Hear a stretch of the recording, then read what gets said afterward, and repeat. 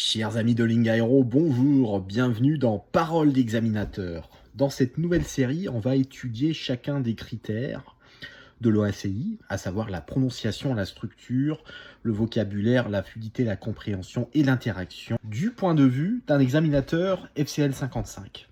Et on va commencer par le premier item de la liste, à savoir la prononciation. Alors, première chose à préciser avant de commencer, c'est que les astuces que je vais donner dans cette vidéo ne marcheront que si vous passez un test où l'évaluation est menée de façon standardisée, avec une évaluation raisonnée des critères. Donc, les tests où le niveau est donné sur la base de « Ah oui, c'est à peu près un niveau 4 ça » ou « C'est à peu près un niveau 5 ». Pour des tests comme ça, malheureusement, ça sera moins utile, mais pour la plupart des tests du marché où les examinateurs ont une véritable formation et interprètent les critères de manière standardisée, cela devrait vous être utile. Alors, très important, dès l'entrée, de différencier prononciation et accent. Avoir un accent n'est pas du tout un problème. Tout le monde a un accent, que ce soit un texan, un écossais, un espagnol, un italien, un britannique. Tout le monde a son accent. Nous, ce qui nous intéresse, c'est la prononciation. Donc, à quel point votre façon de prononcer l'anglais est claire pour le plus grand nombre d'interlocuteurs. Donc, si on vous reproche des soi-disant fautes de prononciation, ça ne devrait concerner que des fautes qui pourraient engendrer de véritables problèmes de compréhension dans un environnement international. Donc, je donne un exemple de quelque chose qui n'est pas une faute de prononciation. Pour dire le mot « route », en anglais, on peut prononcer soit route, soit route. La prononciation britannique route et la prononciation américaine route. Mais ce sont toutes deux des prononciations acceptées et claires pour tout le monde. Et maintenant, un exemple d'une faute de prononciation. Bien souvent, j'entends les francophones en test pour dire height, la hauteur. Souvent, ils vont prononcer ça 8, comme le numéro 8. Donc là, il y a clairement une modification de la signification du mot qu'on essaye de prononcer. Donc, une faute de prononciation serait quelque chose comme ça. Donc, d'une manière générale, au test FCL 55, plus on commettra d'erreurs qui modifient le sens de ce qu'on essaye de dire, plus ça va avoir tendance à pousser ma note vers le bas. Alors, bien souvent, suite à un test où la personne n'a pas obtenu le niveau qu'elle souhaitait, on me pose la question, qu'est-ce que tu me conseilles pour améliorer ma prononciation ? Alors, quand on pratique deux langues depuis très très longtemps, on a tendance à oublier à quel point c'est difficile d'apprendre à prononcer une langue étrangère. C'est pourquoi moi, depuis quelque temps, j'ai décidé de me mettre à l'apprentissage du néerlandais. Alors, pourquoi le néerlandais ? Tout simplement parce que j'ai quelques liens familiaux avec les Pays-Bas et je trouve que c'est une langue qui a un son très intéressant. Voilà, donc mon hobby depuis quelques mois, c'est l'apprentissage du néerlandais. Et alors, même si j'ai pas vraiment besoin d'apprendre le néerlandais, cet apprentissage me permet de me remettre à la place de quelqu'un qui se lance dans l'apprentissage d'une nouvelle langue. Et j'ai pu en tirer quelques leçons que je vais partager avec vous pour vous aider à améliorer votre prononciation en anglais. Alors, la première astuce, ça va être parler à son téléphone. Alors, pourquoi parler à son téléphone ? Je vais vous expliquer. Quand on apprend une nouvelle langue et qu'on apprend à la prononcer, une des choses les plus compliquées à faire, c'est la calibration de la prononciation. C'est-à-dire que quand on prononce un mot dans une langue qu'on ne connaît pas très bien, on entend sa propre voix. Mais ce qu'on entend quand on entend sa propre voix diffère de ce qu'entendent les interlocuteurs.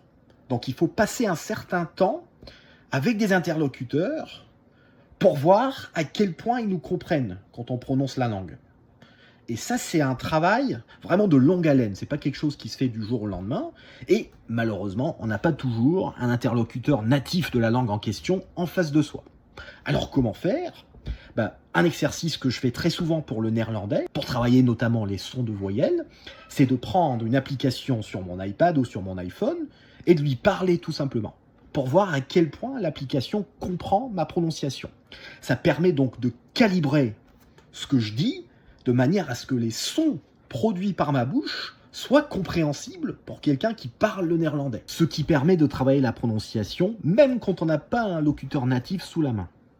Alors, une des choses les plus compliquées à maîtriser en néerlandais, en tout cas pour moi, ça a été la prononciation des sons de voyelles. Parce qu'en fait, il y a toute une gamme de sons de voyelles, et notamment la prononciation de certaines combinaisons de lettres qui n'existent ni en français ni en anglais, et qui sont donc un peu compliquées à apprendre. Donc, pour faire une petite démonstration de la manière dont je travaille tout seul pour travailler ma prononciation, j'ai pris 2 mots de néerlandais un peu tirés du domaine aéronautique. Donc le premier mot, ça va être Leuter, et le deuxième mot, ça va être Fluiten. Donc Leuter, qui veut dire avion, et Fluiten, qui veut dire voler. Donc voilà, maintenant vous constatez que pour travailler ça, j'ai juste à aller sur Google Translate et cliquer sur le petit micro pour enregistrer ma prononciation, pour voir si c'est bien compris. Donc je vais commencer par le premier mot, donc Leuter, donc avion. Leuter. Donc là, j'ai de la chance, ça l'a compris du premier coup. Et maintenant, je vais faire le deuxième mot. Donc je vais faire fluiten, donc voler, donc par exemple. Fluiten. Alors là, ça n'a pas compris du premier coup, donc mon F n'a pas été suffisamment clair. Donc je vais retenter un petit coup. Fluiten. Voilà, donc du deuxième coup, ça a marché. Donc maintenant que j'ai travaillé ces 2 sons de voyelles compliqués à prononcer, je vais essayer de les placer dans une phrase côte à côte pour travailler la différence entre les deux. Donc par exemple, je peux faire une phrase en français « Je veux voler avec mon avion ». Donc en néerlandais, je peux dire « Ik wil fluiten met mijn leuter ». « Ik wil fluiten met mijn leuter ». Donc voilà, parler à son téléphone ou parler à une application quelconque peut être une excellente façon de calibrer sa prononciation quand on n'a pas justement de locuteur natif en face de soi pour travailler. Alors la deuxième astuce que j'ai à donner pour améliorer sa prononciation, c'est de se trouver un modèle en matière de prononciation. Donc ça peut être une personne de sa connaissance, ça peut être une célébrité, ça peut être un pilote qu'on a côtoyé quelque part, un instructeur, etc.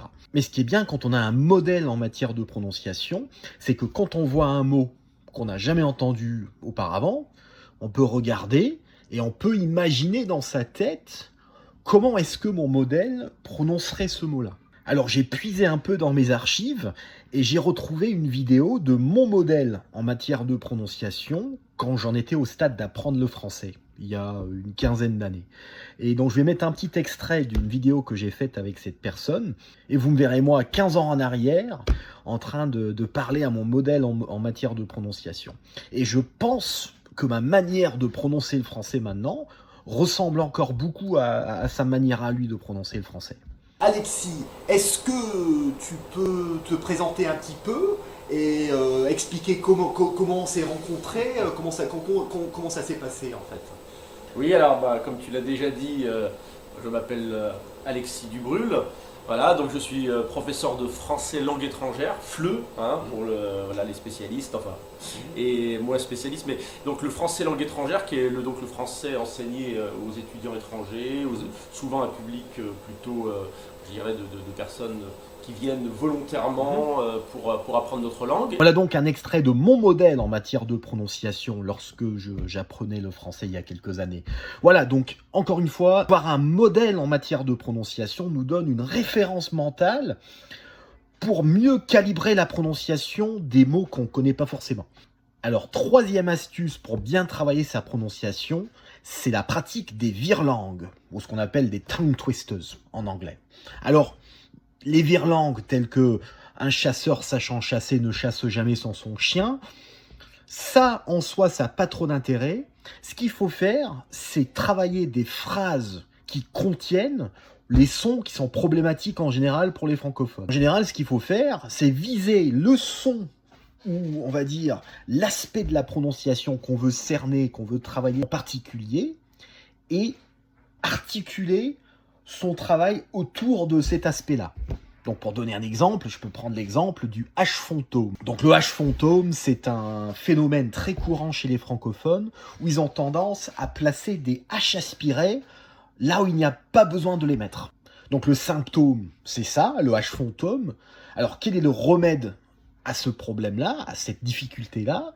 Eh bien ça va être de mieux faire la liaison avec le mot qui précède la lettre où on a tendance à mettre le H fantôme. Donc si je prends un exemple d'une phrase où le H fantôme pourrait bien apparaître, ça pourrait être une phrase comme, par exemple, Ryanair only want pilots who are prepared to live abroad. Donc là, le problème, c'est surtout le manque de liaison avec le mot qui précède le H fantôme. Donc pour résoudre ce problème-là, il faut cerner la liaison. Donc par exemple, au lieu de dire Ryanair only, je dis Ryanair only. Donc j'accentue le R. Who are devrait être who are. Donc quand c'est un O ou un son de voyelle qui précède le H fantôme, je mets comme un W invisible entre les deux, pour en faire qu'un seul mot. Donc, au lieu de dire who are, je dis who are.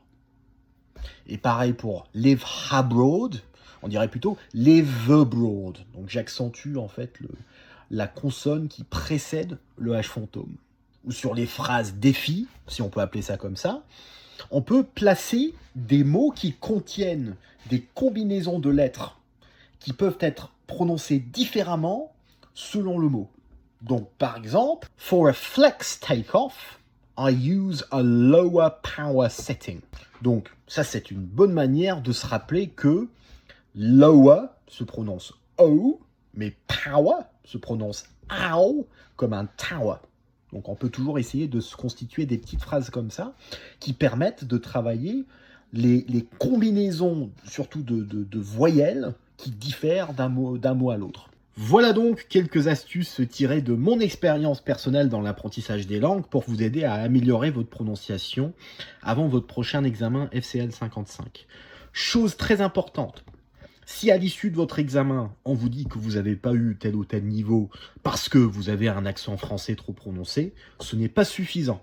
C'est pas le fait d'avoir un accent qui pose problème. C'est la manière dont vous prononcez les mots clés qui compte. Donc ne vous contentez pas de vous entendre dire « Ah oui, vous avez fait trop de fautes de prononciation ». Il faut savoir lesquelles. Comme ça, vous allez pouvoir travailler dessus avec les astuces que je viens de vous montrer. En tout cas, en matière de prononciation, je peux vous dire que la diction démarre sur Lingaero. Allez faire un tour sur lingaero.com/niveau 5 pour retrouver toutes les astuces et les exercices gratuits pour améliorer votre prononciation avant votre prochain examen. En tout cas, j'espère que cette vidéo vous a plu. Très bon vol à tous et à bientôt. Au revoir.